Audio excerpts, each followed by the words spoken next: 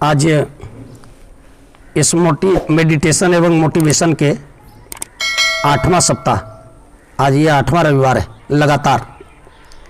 एक ऐसे समय में जब वैश्विक महामारी पूरी विश्व मानवता को, ये हमारे ऋषियों ने कहा था वसुधैव कुटुंबकम, सारी पृथ्वी हमारा परिवार है।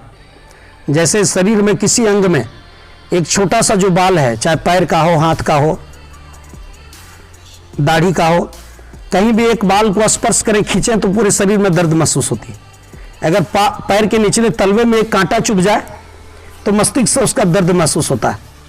उसी तरीके से ये जो ब्रह्मांड का निर्माण ईश्वर ने किया है, जिसमें देख रहे हैं सुंदर सुंदर नदियां, सुंदर पहाड़ पर्वत, ये हजारों लाखों करोड़ों प्रकार की जीव जंतुआं, लाखों करोड़ों अरबों खरबों प्रकार की वृक्ष वनस्पतियां, हजारों हजार प्रकार के फूल, हजारों हजार प्रकार की चिड़ियां चहकते, चिड़ियों की चहचहाट, कोयल की कूक, बसंत बहार का उत्सव, जो नाना प्रकार के तितलियों का, भौरों का गुंजन जो सुनाई पड़ती है, तो ये साबित होता है कि मित्रों, इससे दुनिया का किसी एक बहुत ही वैज्ञानिकों से भी जो महावैज्ञानिक स्तर की जिनकी बुद्धि रही होगी, वो इतने सुंदर ब्रह्मांड की संरचना वही कर सकता हो।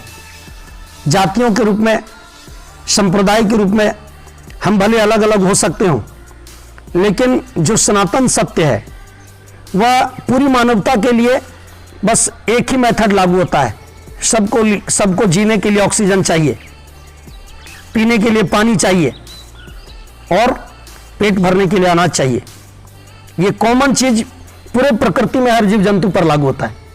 और ये तीनों जो उपहार हैं, मानवता को गिफ्ट में प्रकृति ने प्रदान किया।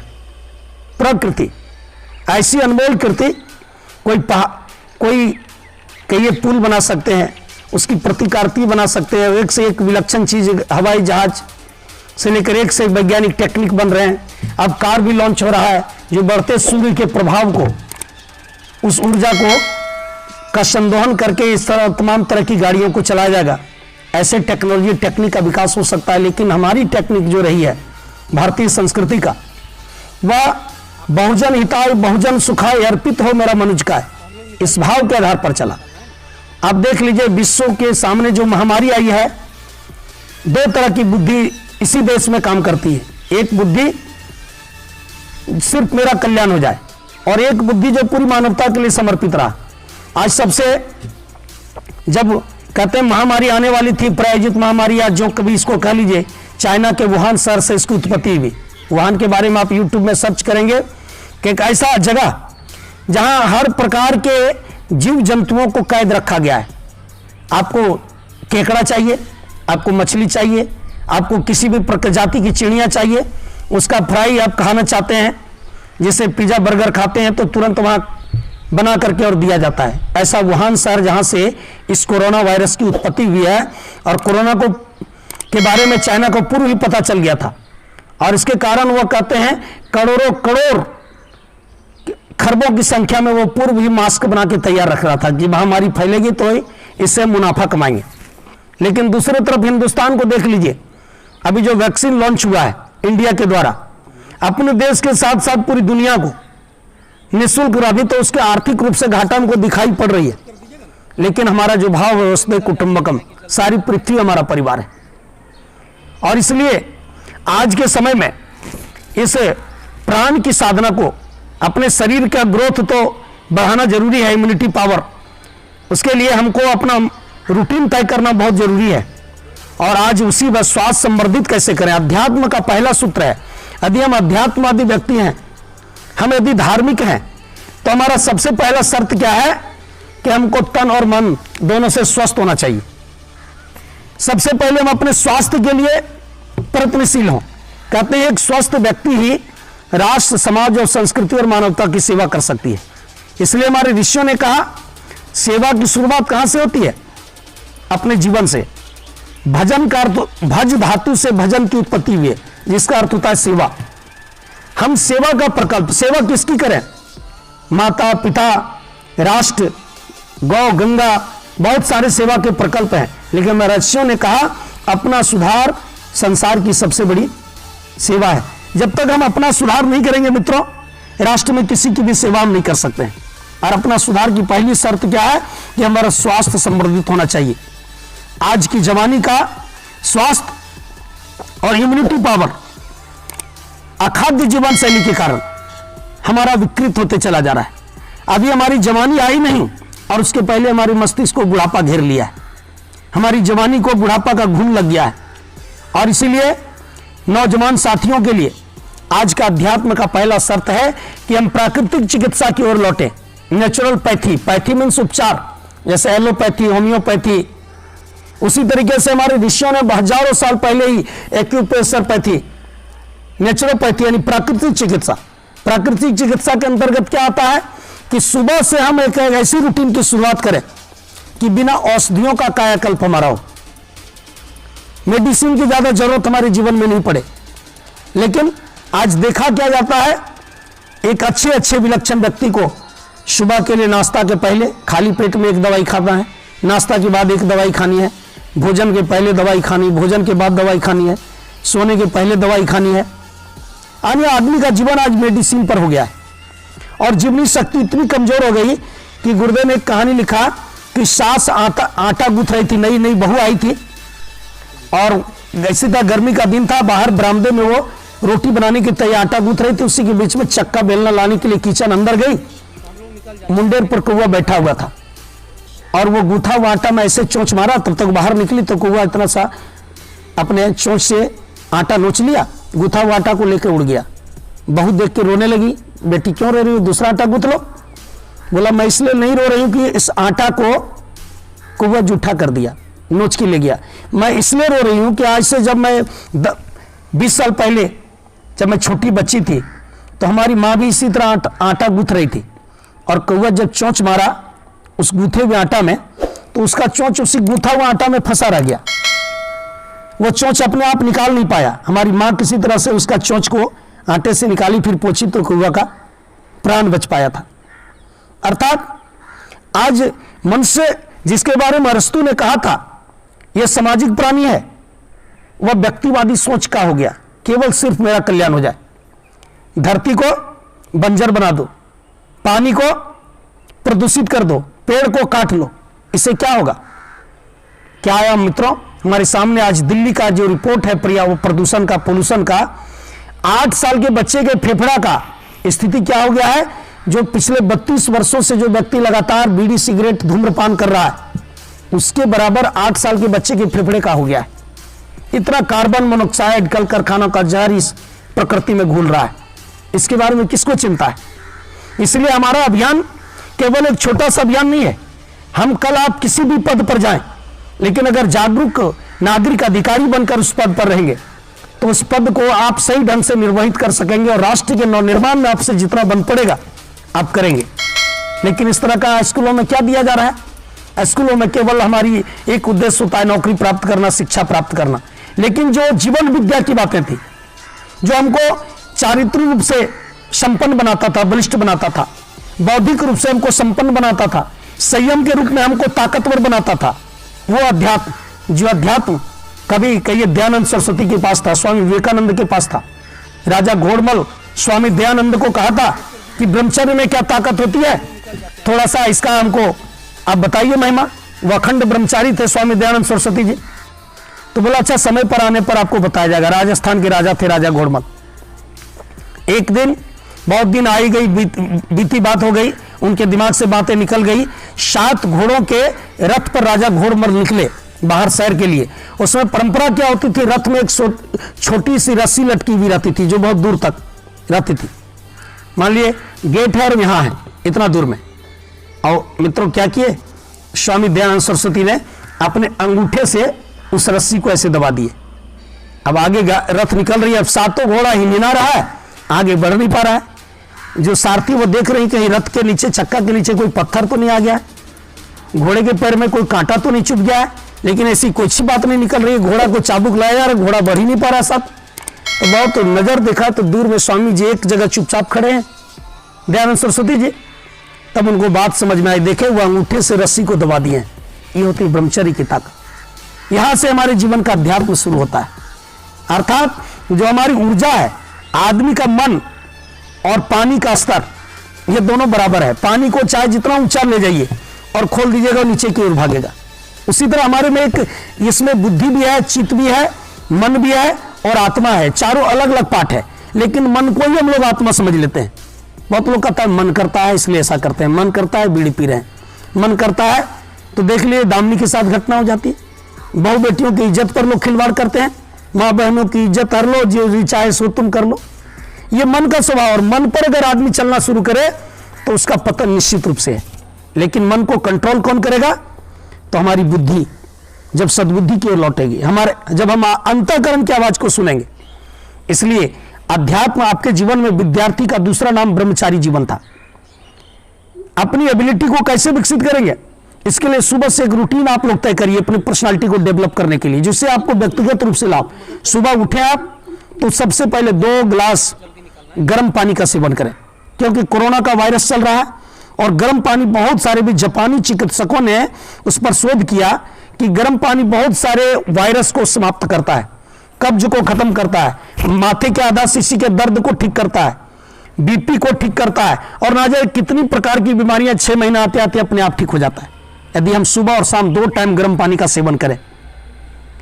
आज क्या है, हम लोग किसी यहां जाते हैं फंक्शन में, दूर गए तो ठंडा निकालो, कोको कोला निकालो। ये कोको कोला क्या भाई? ये दिस इज रोटेन वाटर, ये सड़ा हुआ जल है। इससे आपका गर्मी और सर्दी का रिएक्शन होगा और हो सकता है कि कोरोना का वायरस आपको प्रभावित कर दे। लेकिन यदि आप कहीं गए हैं नई जगह पर दूर, और वहां सबसे पहले जाते ही आधा गिलास ही सही गर्म पानी पी लें और कुछ देर तक ठंडा लें, तो आपका क्या होगा, जितना इन्फेक्शन है शरीर का खत्म हो जाएगा। इसलिए सुबह आप कब्ज को खत्म करने के लिए बासी मुंह चलबला के आराम से, तेजी से नहीं, घूट घूट करके चबा चबा करके 2 गिलास पानी आप पीने की आदत अवश्य लगाएं और तब फ्रेश होने के लिए जाएं। 2-3 बार आप लंबी गहरी सांस के लें, एड़ियों पर चलें, थोड़ा बाएं थोड़ा दाएं झुके और एड़ियों पर 10-20 कदम चलें। फिर जिस तरह से लोग खैनी रगड़ते हैं उस तरीके से या हथेलियों पर भी आकार का 10-20 बार यहां लगाएं, तो क्या होगा, इससे आपके आंत में इस तरह का एक लार निकलेगी जो आपके मल को ढीला करेगा, वो गांठ की मल, और बहुत आसानी तरीके से आप शौच क्रिया को संपन्न कर सकेंगे।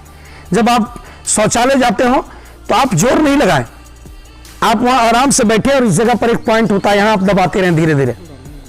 इससे आपका जो मल की गांठें ढीली पड़ेगी और कब्ज की बीमारी समाप्त हो जाएगा। दूसरा, इसमें एनर्जी भी होना चाहिए, क्योंकि एनर्जी नहीं रहेगी तो हम लड़ेंगे कैसे, आगे बढ़ेंगे कैसे, मेहनत कैसे कर सकेंगे। तो इसके लिए आप सभी लोग अंकुरित अनाज का सेवन अवश्य करें। 100 ग्राम चना को आप 12 घंटा तक पानी में भिगने दीजिए, सुबह पानी में डाल दिए तो शाम में पानी से निकालकर सूती कपड़ा में उसको बांध दीजिए। सुबह सूर्योदय होते तो दूसरे दिन सब में अंकुरन आ जाएगा। उसको फिर पानी में डाल के, अगर उसमें घुन लगा हुआ बीझा हुआ होगा तो ऊपर आ जाएगा, उसको छांट के निकाल दीजिए, धो कर निकाल लीजिए और उसमें 20-25 दाना किशमिश मिला दीजिए, अथवा ढेला गुड़ अभी बाजार में मिलता है, आराम से ढेला गुड़ लाइए, 1 ढेला, आधा ढेला, जितनी आपकी इच्छा हो, और 100 ग्राम चना को आप चबा चबा करके आप खाएं। वो क्या है, वो धरती माता का दूध है। हमारा जीवन दूध पर टिका हुआ था। जब हम जन्म लेते हैं तो हमारे जन्म के साथ ही माँ के स्तन में वो कितना गर्म चाहिए, कितना ठंडा चाहिए, कितना उसमें नमक चाहिए, कितना उसमें चीनी चाहिए, वो सारा कुछ प्रकृति हमारी उसमें पहले से रखती है। और माँ का दूध जब हम 6 महीना का हो जाते हैं तब हम उतना से हमारा डाइट में भूख बढ़ जाती है, तब एक्स्ट्रा भोजन की जरूरत है, तो लोग गाय का भी दूध दिया जाता है, माँ के समान हितकारी मानी जाती है। उससे भी हमारा भूख बढ़ने लगता है 6.5 महीना होते होते, तब पतला अनाज को चाहिए, दलिया को, गेहूं का वो कहीं आटा वाला या कहीं दर्रा को दूध में माड़ में उसको दाल में एक के पिचौल करके और थोड़ा थोड़ा बच्चा को खिलाया जाता है। एक तो पहले हम माँ का दूध पिए, दूसरा गाय माँ का दूध पिए, और तीसरा जो अनाज हम लोग खा रहे हैं वो कौन है, वह धरती माता का दूध है। कोई भी कच्चा अनाज हो, मूंग हो, चना हो, गेहूं हो, मक्का हो, कच्चा अवस्था में उसको ऐसे मसलिए, उससे क्या निकलता है, दूध निकलता है। और जब वो ठोस बन जाता है तो क्या बन जाता है, वो ठोस अनाज के रूप में, ताकि वह साल भर संरक्षित रह सके।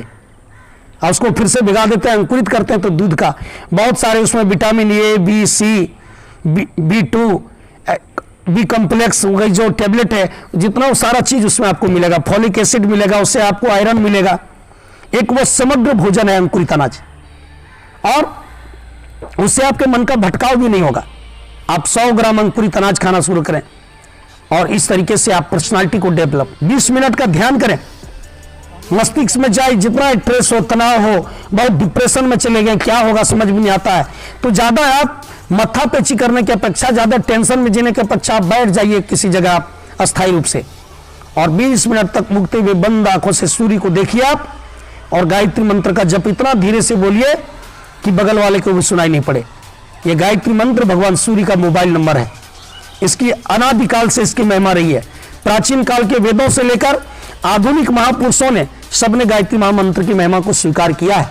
और आज जब कोरोना की महामारी फैली हुई है तो दिल्ली एम्स ने भी इस पर शोध करना शुरू किया है। कोरोना मरीजों को 2 श्रेणियों में बांटा है एम्स। एक 20-20 मरीजों को, एक को केवल मेडिसिन दिया जा रहा है जो कोरोना का वैक्सीन दवाई है, और दूसरे को 20 से 25 बार प्राणायाम करा करके और 20 मिनट गायत्री मंत्र का जप कराया जा रहा है और मेडिसिन भी दिया जा रहा है। उसमें देखेंगे कि जो 20 मिनट प्राणायाम कर रहे हैं और गायत्री मंत्र का जप कर रहे हैं, उनका रिकवर का जो है उसे कोरोना को निगेटिव होने की 3 से 4 दिन 5 दिन में वो बहुत तेजी से रिकवर हो रहे। तो इसलिए हमारे पास प्राकृतिक चिकित्सा के बहुत उपचार। आप जिस भी हॉस्टल में रहते हैं, गमलों में स्वास्थ्य, गमलों में आप तुलसी का पौधा अवश्य लगाइए। तुलसी का पौधा, एक कहते हैं तुलसी के चमत्कारिक गुण, इतने प्रकार के रोगों में तुलसी का पत्ता काम आता है जिसका वैद्य भी नहीं जानते हैं। अभी हम लोग देखे थे, एक हमारी मंझली माँ जो है, उनका यहाँ फोड़ा हो गया, फोड़ा से अंदर से दांत में घाव बन गया, और घाव बना तो इतना इस तरह हो गया, लगा कि ये बहुत कोई भयानक रोग हो गया है। अब लगा कि कोई दवाई नहीं काम करेगी, सत्तू दिया, लिक्विड दिया जा रहा है। फिर अंत में उनकी बहू क्या कि तुलसी के पत्तों का सौरस निचोड़ करके ज्यादा मात्रा में और उसको पिलाने लगी और लगाने लगी। देखते देखते 3 दिन में वो ऐसा घाव छोटा हो गया और 1 सप्ताह होते तो ठीक हो गई। इसमें कोई मेडिसिन काम नहीं किया। इसलिए तुलसी के चमत्कारिक गुण, एक पुस्तक गुरुदेव का लिखा हुआ है। आप जब कोरोना की महामारी फैली हुई है तो अपने घरों में आप बताइए कि तुलसी के चाय का सेवन करें। तुलसी का चाय कैसे बनाई जाती है? तो उसमें अदरक, तुलसी का पत्ता 10-15 डाल दीजिए, उसमें 5 से 7 दाना काली मिर्च डाल दीजिए, और अगर चाय पीने का आदत है तो हल्का लाल की चाय की पत्ती आप दे दीजिए, बहुत हल्की मात्रा में। वो एक तरह का काढ़ा हो गया आपका। और अपना स्वादानुसार चीनी उसमें मिला सकते हैं, गुड़ मिला सकते हैं, बहुत लोग बिना चीनी का भी पीते हैं। और इससे आपको आपके बिना औषधियों का कायाकल्प, बिना दवाई का पैसा, इसका हम लोग प्रैक्टिकल किए और इसका बहुत लाभ मिलता है मित्रों। इसलिए पीडीसी मतलब अपने पर्सनालिटी को डेवलप कैसे करें, और केवल शरीर को स्वस्थ बनाने से काम नहीं चलेगा। WHO कहता है फिजिकल, मेंटल एंड स्पिरिचुअल, मानसिक रूप से भी आपको स्वस्थ होना पड़ेगा। किसी बहू बेटी को देखते ही हमारे मन में बुरे विचार आ जाते हैं। इसका मतलब क्या है कि हमारा जो विचारों का शरीर जो है वो स्वस्थ नहीं है। तो विचारों के शरीर को स्वस्थ बनाने के लिए कौन सा टेबलेट है? तो इसी के लिए आपको आपके विचारों को ठीक करने के लिए गायत्री मंत्र का जप और महापुरुषों के जीवन प्रसंग को पढ़ना पड़ेगा, महापुरुषों की जीवनी को पढ़नी पड़ेगी। और आप विद्यार्थियों के लिए बहुत जल्दी हम लोग व्यवस्था बनाएंगे। यहाँ पे जो विद्यार्थियों से संबंधित साहित्य है उसके लिए मथुरा में हम लोग ऑर्डर लगा रहे हैं, जो उससे बहुत सारी जानकारी आपको मिलेगी। तो मित्रों, विचारों को ठीक करने के लिए आपको अच्छे विचारों से जुड़कर रखना होगा, अच्छी मित्रता आपको करनी पड़ेगी। दुनिया में भटकाने वाले बहुत सारे लोग हैं, इसलिए भटकना नहीं, अटकना नहीं है, बल्कि आपको मंजिल तक पहुंचना है। इसलिए ज्यादा समय नहीं लेते हुए आज की कक्षा में जो इस वैश्विक महामारी में के दौर से हम लोग गुजर रहे हैं, हम लोग को चिंतित होने की आवश्यकता नहीं है, लेकिन जो स्वास्थ्य का जो गाइडलाइन है WHO का, उसको भी फॉलो करते हुए आप बाजार जाएं, हाट जाएं, जहां भी जाएं मास्क लगा के अवश्य जाएं और भीड़ भाड़ से अपने आप को बचाए रखें। साथ ही साथ जो आपको 2-3 बिंदु जो बताया गया है, अंकुरित अनाज का सेवन, गर्म पानी पीने का विधान, तुलसी पत्ता का सेवन, 20 मिनट सूर्य का मेडिटेशन, गायत्री मंत्र का जप, इन सारे क्रियाकलापों को आप प्रारंभ रखें। बहुत बहुत आप लोगों के उज्जवल भविष्य की हम प्रार्थना करते हैं कि आप लोग आगे बढ़ें और विश्वास पूर्वक आप लोग मन लगाकर, तन लगा करके आप अपनी पढ़ाई में लगें। चाहे आपकी कोचिंग चल रही हो नहीं चल रही हो, व्यवस्था के अनुसार प्रारंभ होना ही होना है। रामनवमी के बाद लगता है कि स्थिति फिर से सामान्य हो जाएगी। थोड़ा यहाँ कुछ और भी बातें हो जाती है हजारीबाग में, शायद इसके लिए भी प्रशासन चौकस रहा होगा, तो घबराने की जरूरत नहीं है। मुश्किलों में ना जो घबराए उसे इंसान कहते हैं। अध्यात्म की परिभाषा ही है, परिस्थिति हमारे लिए चाहे जितना प्रतिकूल हो, हम अपना मनोबल तोड़ेंगे नहीं, बल्कि परिस्थितियों से हम तालमेल बिठाएंगे और वहीं से एक नया रास्ता का विकास करेंगे। इसलिए मित्रों, आज की कक्षा में आप सभी लोग युवा प्रांति युवा प्रकोष्ठ में एक संकल्प अवश्य लेकर जाएं, एक साथी को अवश्य लाएं। जैसे गलत काम करने वाले लोग जो है अपने साथियों की संख्या बढ़ा लेते हैं। बीड़ी पीने वाले 5 लोगों को बीड़ी पिलाना सिखा देते हैं, जुआ खेलने वाले 5 लोगों को जुआ खेलना सिखा देते हैं, और भी गलत काम करने वाले 5 साथी तुरंत खोज लेते हैं। तो हम लोग भी ये प्रयत्नशील करेंगे। तो ये विश्वासपूर्वक आज मटवारी इलाके में भी हमने जनसंपर्क किया है, वहाँ बहुत सारी कोचिंग संस्थान है और हम लोग के वहाँ जो युवा टीम के जो हैं वो बहुत सारे स्कूलों में गुरुदेव का साहित्य पहुँचाते रहते हैं कोचिंग संस्थानों में। तो उन्होंने कहा है कि लगभग 200 विद्यार्थी के लिए हम देंगे, और रामनवमी के बाद ये ग्राउंड आपका निश्चित रूप से पूरा खचाखच भरा हुआ मिलेगा। लेकिन हम लोग अभी इसलिए कि कोरोना का भी गाइडलाइन का फॉलो करते हुए हम लोग उतना ही अभी चाहते हैं कि ताकि सोशल डिस्टेंस का भी हम अनुपालन करें, और अगली कक्षा से जब भी आएँ यहाँ सैनिटाइजर की व्यवस्था रहती है, मास्क आप अवश्य लगा करके आएँ। इसी शुभकामना के साथ आज के कार्यक्रम को यही समाप्त करते हैं। धन्यवाद, नमस्कार, प्रणाम।